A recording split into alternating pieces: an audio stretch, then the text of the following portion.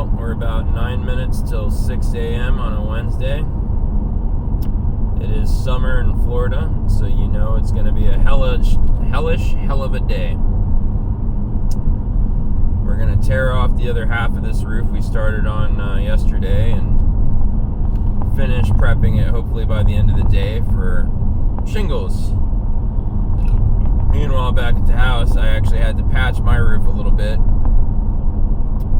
It wasn't a proper patch because the roof is so bad. I don't know that I can.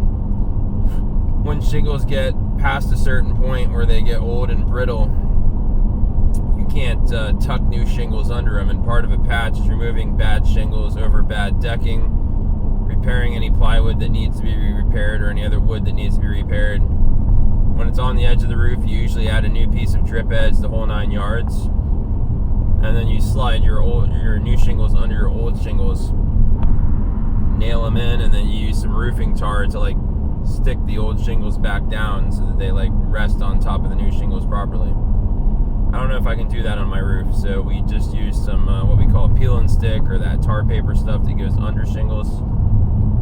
And over the holes in the roof, I just basically took some aluminum and flattened it out and nailed it over the hole so that there's not like a bird bath, and there's a nice flat surface for water to run down. It's going to be raining throughout the week. It's wet season, so pretty much every afternoon, evening, it's going to generally rain. That's just what it does this time of year a lot of the time here in Florida.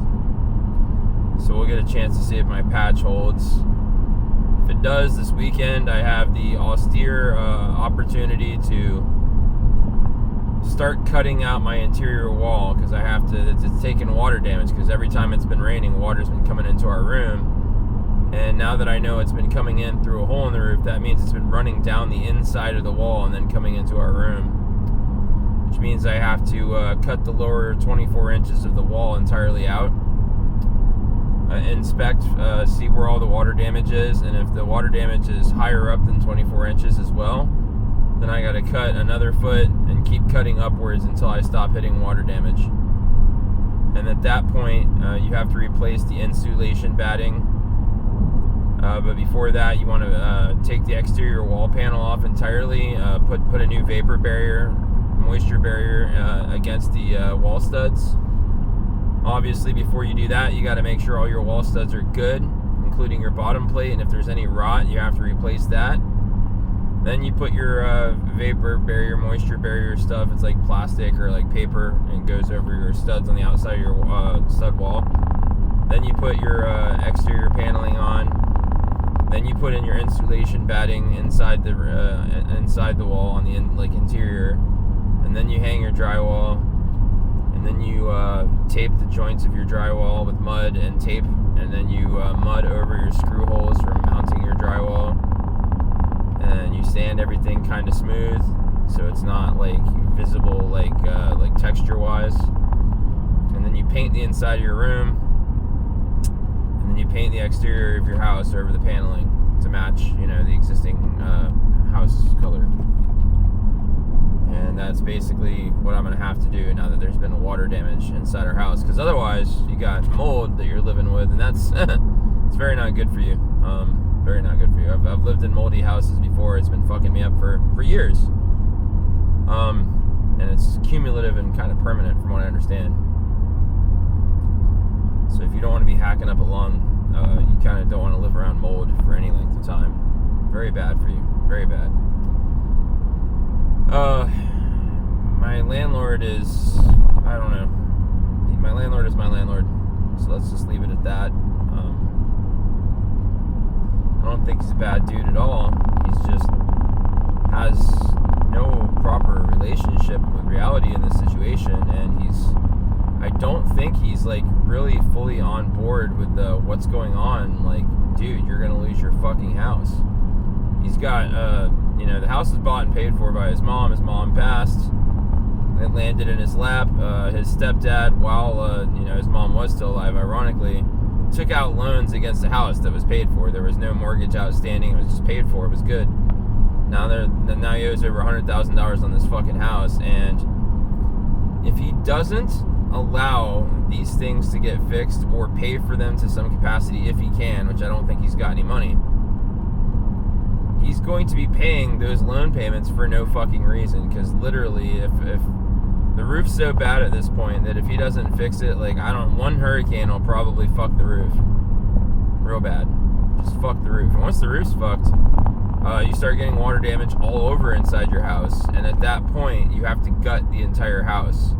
So effectively it would be condemned, and he'd be paying that loan for no reason, because there's no house left to pay for. And I don't think he realizes, like, fucking he's right up against that wall, and it's a race between losing the house architecturally and losing it financially. I'm not going to pay him more rent just because my roommate moved out. That's not going to happen. It's not my fucking problem. I didn't cause all that. You know, nobody told my roommate to, like, go off the rails, start stealing shit, get hopped up on pills, and, you know, be a maniac, and then leave everybody arbitrarily without paying rent. Like, nobody told him to do that, and nobody made him do any of that. He made bad choices. And I'm not going, like, you know, somebody else's bad choices is not my fucking problem. My bad choices are my problem. And right now, at this point in time, my living where I live is a bad choice. We're going to try to get the fuck out as soon as we can, but we have nowhere to go. And meanwhile, this dude's, like, delusional enough to think that we're going to pay him more rent. I'm like, bro, no. If anything, I can fix the bathroom, the other bathroom in the house, not our bathroom, but the other bathroom. I can fix that, you know, because it's got a bad exterior wall. Like, you can see the bathtub from outside the house in that other bathroom. Bathtub's got to come out, toilet's got to come out. All the sheetrock in the bathroom has to be torn out. The same thing I'm going to have to do to our bedroom wall in our room is what I'm going to have to do to the wall in the bathroom. Interior and exterior, the wall has to be replaced. You know, new green board 4 feet up, and then new drywall above that, and then some kind of sheeting inside the area where the shower bathtub sits. You know, so that water, you know, doesn't get into the wall. Like, all that has to be done, and then to reinstall the toilet with a new wax ring so it doesn't leak anymore. If he doesn't allow that to happen, no one is going to pay him rent. He wants people to pay rent to stay in a house that he's treating like a storage unit. And it'll never happen. It's not gonna happen. It won't happen. So I'm not going to fix that bathroom, like, just because, right? I've tried to help this dude in the past, and he basically won't work with me. You know, he won't get his fucking junk that's basically tainted with mold out of the garage, so I can fix that, so he can rent that out. So that's a whole another place he could rent out. Put a little shower out there and a toilet for like $300. You know, I'm gonna have to re-sheetrock the whole thing, tear all that out, and redo that. That's gonna cost a little more, and then he could rent that for like $800 to $1,000 a month. You know, as an efficiency. They'll have privacy out there. You know, the people, and that they won't ever have to come in the house for anything. I could make that happen, but he won't get his shit out of there. He's like, oh, well, I'll just bring my stuff into that bedroom that your roommate just moved out of. I'm like, no. If you bring your moldy shit into our house, we're leaving because you're going to make us sick. Like, why are you not fucking understanding? Your shit needs to go. Your shit's basically tainted. You got hoarding tendencies. I understand. Like, I get the fucking gist of how that works mentally, psychologically. But, like, your shit will make you sick handling it at this point because it's been so inundated with mold. So anything fabric is garbage, right? Anyways, we got somebody that might rent that room that's available now, but they're not going to rent it with no bathroom to use. So, like, at this point, my attitude is like, hey, if you let us not pay rent and utilities for 2 months straight, I'll fix the bathroom. It won't take me long. It'll take me a couple days, like 2 to 4 days. I'll fix the bathroom, then you can rent that room out, and then, like, when I go back to paying rent, you'll have, like, pretty much what you were getting when my roommate still lived there. And then, honestly, I would like fucking a month of no rent just for having to deal with fucking water coming into my room for months, and this dude not lifting a fucking finger to get off his ass, figuring figure out why that was happening or do anything about it. And then I would like fucking 3 months of fucking no rent so that I could spend that rent money for those 3 months on materials once he gets his fucking hoardings out of the fucking garage, to help him have another fucking room to rent so that he can actually start making money off of the fact that this house is in his name. But what's actually going to happen is he's going to lose the fucking house because he doesn't want to do any of this. He thinks he has more time than he does. He doesn't understand the severity of how bad the shape that this house is in. And we're going to leave. He's going to carry it on his shoulders for 3 to 5 months, start falling behind on utilities, because, you know, even if there's nobody there, the power and the water still has some expense. They'll shut the fucking utilities off to the house. They'll start sending him notices. He'll fall behind on the loan payments. They'll start sending notices, and then he'll just lose the house to the bank anyway. And the sad part is like, you can't even buy this house on a loan, because in order to take out a mortgage on a house, you have to have homeowner's insurance. And in order to have homeowner's insurance, the roof can only be so old, the water heater can only be so old. There's certain stipulations, and like on day one of you buying this house, like you would have so much shit that you would have to do to it financially. New roof, it needs replumbing, it needs it basically needs to be rewired because the wiring's a fucking mess. Like, there's no way that the electrical in that house is up to code at this point because it's been modified. Don't ask me why. The only way you can buy that house is with cash, and it's not worth shit because it needs 4 walls, it needs a roof, it needs a complete plumbing job, it needs a complete electrical rewiring, it needs everything. It needs everything. So the house is fucked. And like, he's not trying to fucking let anybody fix anything because he's more worried about getting rent for a building that he treats like a fucking storage unit for his junk.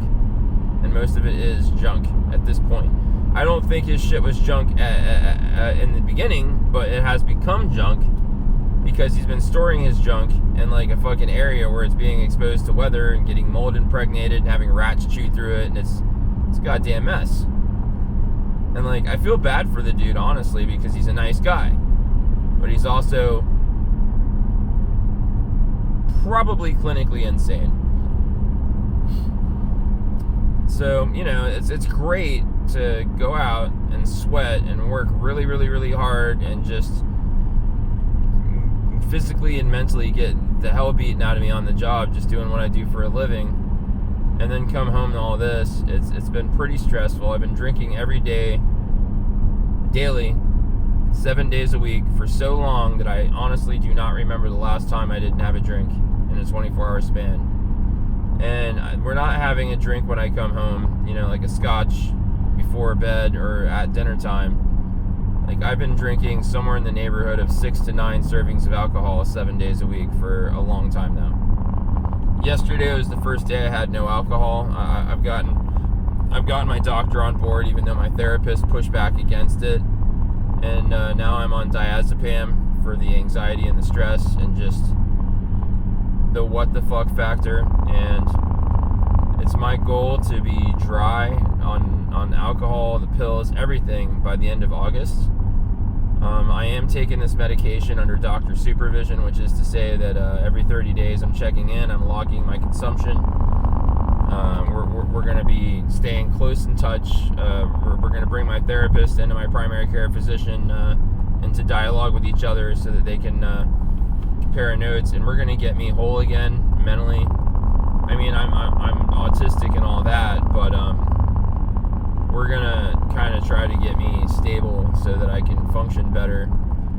I don't know if I can do anything about the circumstances that I'm in, like financially and life-wise, but what we can do is get my head screwed on a little better. I got to keep going, keep pushing until opportunities present themselves, and just be ready to lean into the next new adventure when it comes along.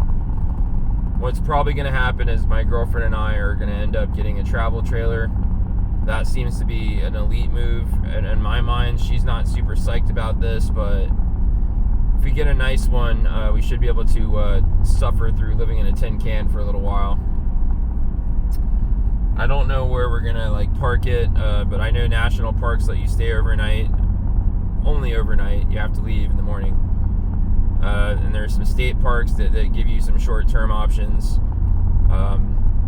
So we can maybe kind of shuck and jive, and park here and park there overnight for a little while, and put back a little bit of money and see if we can't, find a trailer park to plant down for a second, or maybe we can get a private homeowner to rent us a spot in their yard and hook up to the sewer or septic or whatever, and some electrical and running water. What we want to do is get a small piece of land with road access and then just park it on that. Pay to have a power pole installed, and then pay on the land, and then also be paying on the trailer. And once we got the land owned, then I can start building a structure over the trailer to kind of protect it from the elements, like a concrete slab to park it on, and then a little roof over it, like a carport.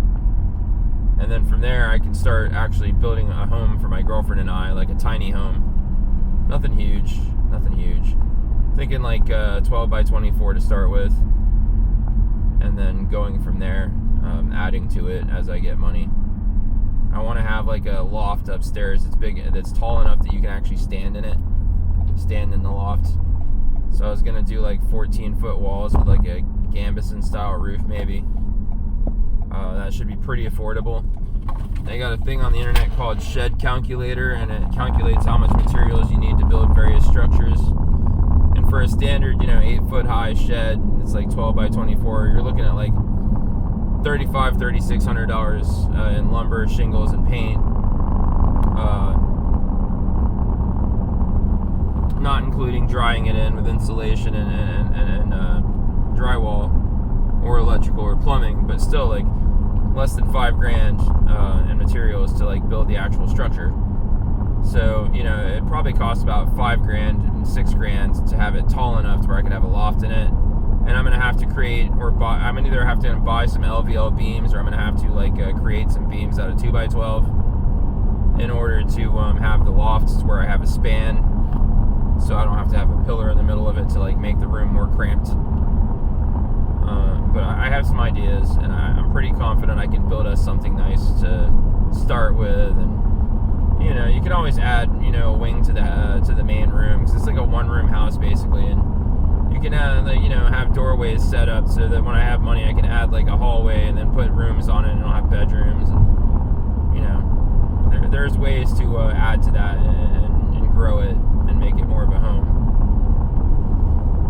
I know a lot about concrete work. I know a little bit about wood framing, and my boss is a general contractor. That's who I've been working for, and he's probably gonna have no problem guiding me, and his one son's really good at wood framing.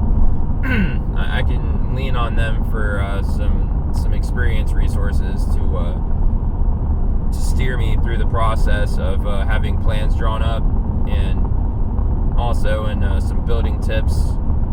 And I might even be able to use some of their tools over time if I can get land. If it's in Florida, we might find ourselves moving out of state though. I don't know. If there's somewhere else in the lower 48 here in America where I can be left the fuck alone out in the county and just have little county property out off the road somewhere, and just have some privacy and not have the state or the county and the city up my ass, where I can just, I'm not gonna be doing crazy Ruby Ridge shit out there. I just want 3 or 4 acres to start with.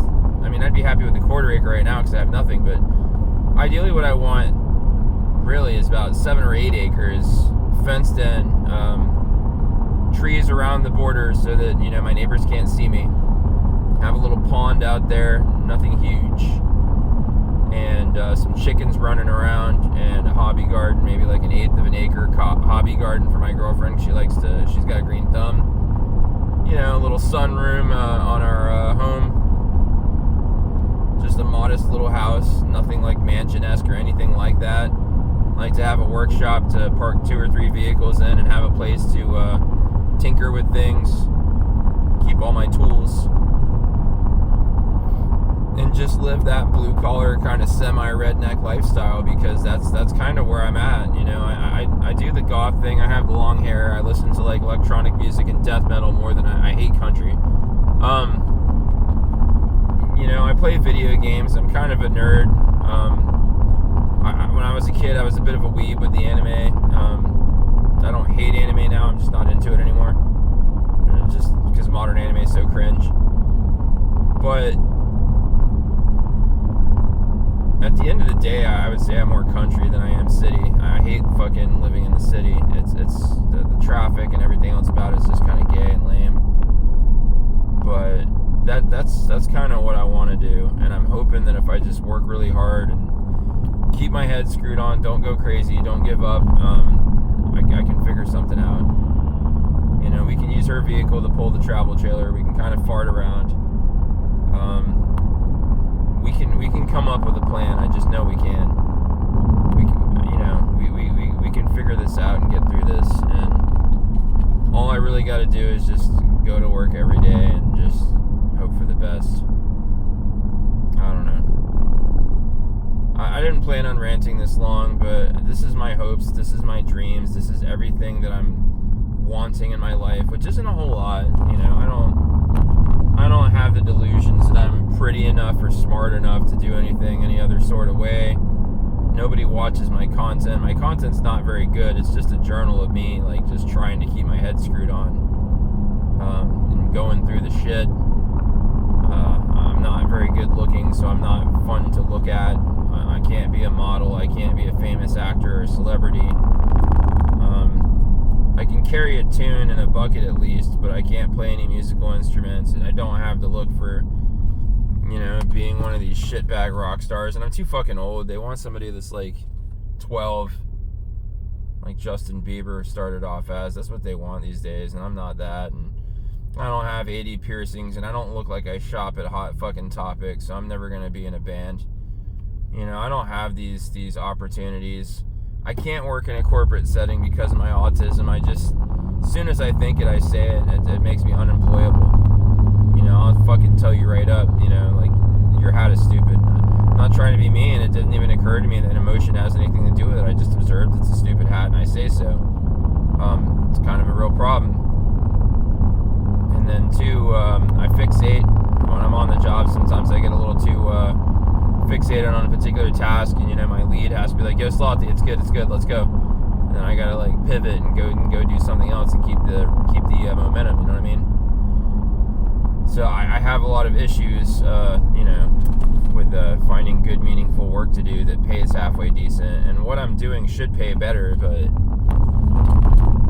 the porous border in the South United States means I have a lot of competition, and a lot of guys coming over that border will do my job for half what I'll do it for. And so I should be making, like, a lot more money than I do, but the wages have been artificially dropped by all these fucking illegals, and that's basically all of construction except for the most skilled construction. And I would say that I am skilled enough to overcome that, but how do you prove that to anyone when you have no employment record? It's kind of hard to. I mean, I can operate, like, tractors and backhoes and shit, but most of the people that would hire you to handle that equipment, like, they want you to have paperwork and shit, and I don't fucking have a paper trail. I can just get in there and show you some shit, but you'd have to let me. I don't know. It's a catch-22 situation. I never went to school. I don't have no proper education, and anything that would lead to more technical work, like working from home, making internet money. I don't even know what you do to make internet money. Like, I don't know any computer languages. The most I know about web design is what's it called? HTML, like 2.0 or something like that was the last time, like, I fucked with that, way back when. I think MySpace was still a thing the last time I fucked with web pages. Yeah. So, like, when I was a kid and I had all that access, unsupervised access to the internet, I didn't learn how to hack or do anything cool. I just I played Diablo 1 and Lords of the Realm 2, and I trolled chat rooms on AOL and Yahoo. I forum jumped and looked at porn. That was basically how I used the internet when I should have been using it to do something useful. It's my bad. I don't know. It happens. Not all of us are perfect, right? So that's me. It's what I want to do, and all I can do is work with my hands to have it, because I don't think I'm stupid. I'm smart in a lot of ways, and I have a lot of skills working with my hands, and like anything that you're willing to teach me, I will learn faster than you think I can. And probably I could learn to be an IT specialist, but I'm not going to learn it going to school. I would have to basically apprentice under an IT specialist and just basically do a ride along for about 6 to 9 months, and then I could probably do most of what they can do, because I learn quick, take a few notes on command lines, or command line stuff, so that I know how to access certain diagnostic tools. Just have like a cheat sheet, and then I'll learn the diagnostic steps really quickly because I'm pretty smart like that. But I would have to be taught them on site. I don't learn from textbooks, I don't learn from lectures, I learn from doing. So if somebody was to honestly take me into computer and networking type stuff, I could learn that shit just as easily as I learned construction. It's just, you would have to just take the hit and spend your time on doing it. So I'm gonna go grab these 2 coworkers of mine that refuse to get driver's licenses for whatever reason, and we're gonna go to work. So I gotta let you go. Hopefully you've not come to hate me more for my 27-minute screed.